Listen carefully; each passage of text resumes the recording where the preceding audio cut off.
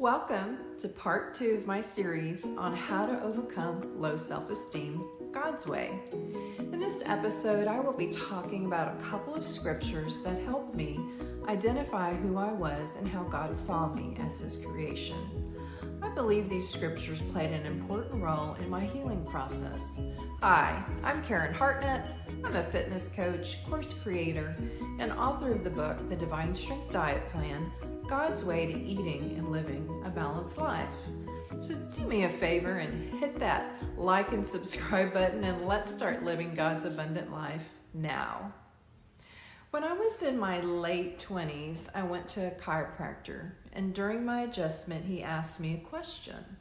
And that question was, Karen, have you ever been abused? The funny thing about his question was that I couldn't give him an answer. The fact that I couldn't answer him really bothered me. In fact, I left his office in tears and cried all the way home. But I have to say, if it wasn't for this encounter, as painful as it was, it started a process that was led by the Holy Spirit to take me through my childhood and heal those broken places in my heart, which eventually led me to being free from them. An important key to this process was knowing how God saw me and what I was created for. So what happened is that I started to seek God and ask Him whether or not I had been abused. And He led me to Psalm 8. It helped build a foundation so that I could see how God sees me, no matter what my circumstances were as a child. So here's the first verse.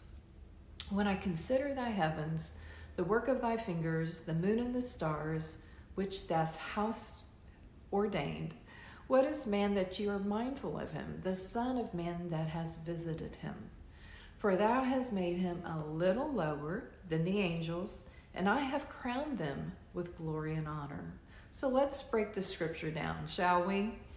The psalmist is asking God, why are you mindful of me when you basically are the creator of the universe? Why would you be interested in me? And why you, the creator of the universe, care for me? The psalmist is saying, God, I am too small. Why would you be interested in me? And I would say he had low self-esteem, wouldn't you? But God says, I have made you a little lower than the angels and not a lot lower. And then he said, I have crowned you with glory and honor. So what I believe it means is that as his creation, he has given you both, you and me, a crown of glory and honor. The spiritual definition of the word glory is his splendor, holiness, the majesty of God. And honor means to have respect and great esteem for someone. So why would these two words exist in the same phrase?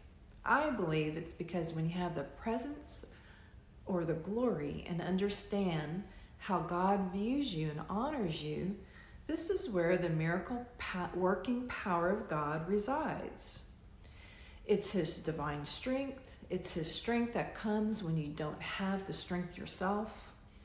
It's the strength that says, you can do this no matter what the circumstances. It's His confidence. So I had an epiphany of who I was. I understood that no matter what I had encountered as a child, this is how God saw me. So isn't this good news? Now you know, as God's creation, how He sees you, and most of all, how He feels about you. So what I did is I stopped buying into the criticism of others. The words that said, you're too small, you're not good enough, you'll never amount to anything. All lies, I believe, from the enemy. You see, I figured out if the enemy could diminish me, then he had a chance to break me. I figured out that if he could pick me apart with hurtful words and actions, then he could keep me from living the abundant life God had for me. I have been minimized so much in my life. It's like, Karen, you can't write a book on divine health. You're not a dietitian. And now the messaging is, you're too old. Yada, yada, yada. Okay, so I've heard these words over and over again. I have a choice to either believe them or believe what God says about me. I am so thankful that God used a chiropractor to start this healing process in me. So before we go, I'd like to pray for you. Lord, we ask you to show yourself strong to those who are joining me today. We ask that they would experience the physical presence of your glory, and we ask you to continue to show them and reveal to them who they are in you. In Jesus' name I pray, amen.